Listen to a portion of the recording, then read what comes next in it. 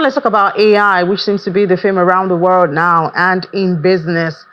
Different businesses, starting with the small one. And we're going to be talking to the Chief Executive Officer of Velara, Sixtus Njoku, joins us from the UK. Hi, Sixtus. Good afternoon. We're talking about AI around the world. And sometimes they say it is even better for you to be using AI and not know you're using it. Now, talking about AI integration into businesses, what are the avenues available? Thank you so much for your question. It's a very interesting question. And I think to ensure customer experience, successful customer experience, I think the most important thing businesses ought to think about is literacy, and that goes that goes into looking at a lot of factors. I remember early devices that we utilized. There was a device during the time of Microsoft. Sorry, there was a felony. There was a felony. When businesses think about delivering success and customer experiences in AI, the first thing they would want to think about is literacy. And AI is relatively new to the general public, going by the advent of ChatGPT. It has literally been, it has been. There was a felony now. Sorry, I'll retract that. We have seen ChatGPT totally reintroduce AI to the world, and there has been a lot of technologies that are utilized, or businesses that are utilizing AI to increase customer experiences. And one example that comes to mind is spell check. Earlier devices that we use when you type on Microsoft Word, it underlines it with a red line, telling you that this word is spelled incorrectly. And further progressively, we saw Microsoft having gained some level of trust with its users, introduce autocorrect, which when you type, it automatically tells you, okay, I know exactly what you're typing, I know where you're going, and then it automatically corrects the statement you're trying to make. And then further down the line, we saw autocomplete, which we've experienced in our mobile phones. You're typing, and all of a sudden, it tells you, I know exactly where you're going, I know exactly where you're headed. It completes the statement or whatever right you're trying to make. So I think business is much more than the devices they are building or the infrastructure or software that they are building. Should also look at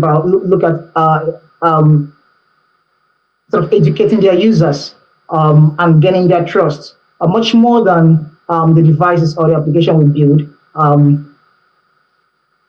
Businesses should look at educating them on a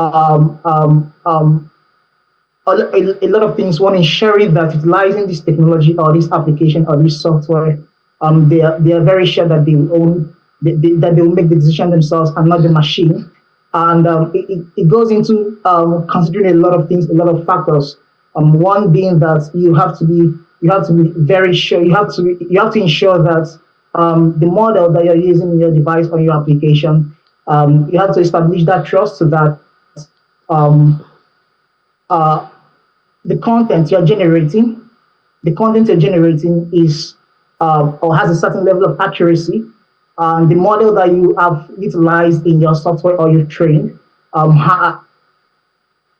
have to establish that trust in knowing that there is a certain level of accuracy that your customers can depend on. And so it's not so much about the technology that's being developed. It's also includes in ensuring that your users have this trust and dependency in the fact that whatever device or whatever application you developed, they have a certain level of trust, they have a certain level of ownership, and they have a certain level of decision making. So that would be a long more way into ensuring much more than building the best technology and then no one knows about it or it's not generally adopted globally. Mm. So interesting there, because I'm glad you started from the personal where, just a simple typing, you can use AI for your corrections and all of that, and then move, to the more complicated or seemingly complicated use of it. Now, when you look at different businesses at different levels of development, from the startups, the small businesses, perhaps the medium ones, what would you say they should look out for in their decision of adopting AI into their different models of operation? Yeah, that's an interesting question.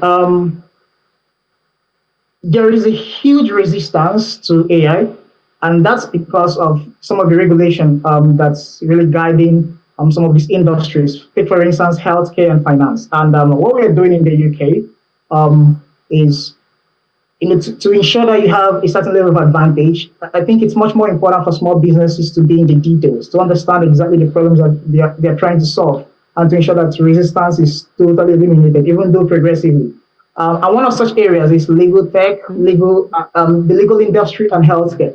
So what we did here in the UK is myself and Ali, we decided to take on a job in the health industry to understand some of the inefficiencies in the health industry, and to be able to build the best solution for them. And oh my goodness, it's so inefficient. You cannot believe that some observations or some documentations are still done with pen and paper. So it's much more important for small businesses to understand the details of the problems that they are trying to solve, to build the best solution for them. And without doing that, there might be a bit of a challenge, because you might now be building based on what you've read on news articles about your problem or the problem you're trying to solve, without understanding in total the problem and how to attack it with the solution you have in mind. All right, Sixtus, thank you so much for those tips. And I know this AI adoption comes with the risks and also comes with the benefits. So everyone has to be very cautious, before adoption. Thank you so much for sharing those tips with us. Chief Executive Officer of Velara, Sixtus Njoku. Thank you.